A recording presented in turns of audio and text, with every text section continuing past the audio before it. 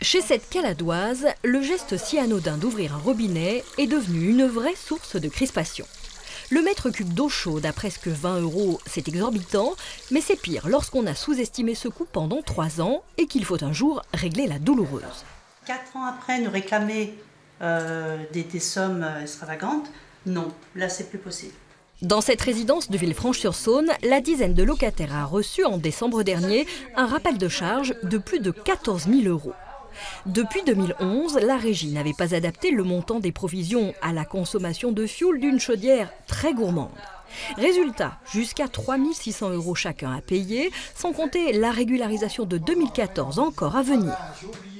J'en suis à une somme de à peu près 5 200 €, je dis bien approximatif, à devoir comme dette donc à la régie, alors que pour moi ce n'est pas une dette, étant donné que c'est quelque chose qu'ils ne nous ont pas réclamé au fil des années. Là, ça m'a mis vraiment le coup de massue, quoi.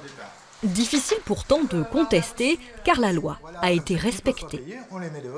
Le bailleur a bien sûr 3 ans pour récupérer des charges sur les locataires, mais disons que c'est plutôt dans un contexte quand on a certaines factures qui arrivent en retard de la part d'un prestataire, on répercute ces factures 3 années plus tard, c'est pas grave. Là, on se retrouve dans le cas où en fait, c'est les charges complètes de l'immeuble qui n'ont pas été régularisées pendant 3 ans.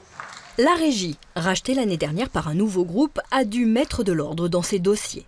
En guise de mea culpa, un étalement des remboursements sur 3 voire 5 ans a été mis en place. Ça n'ira pas plus loin.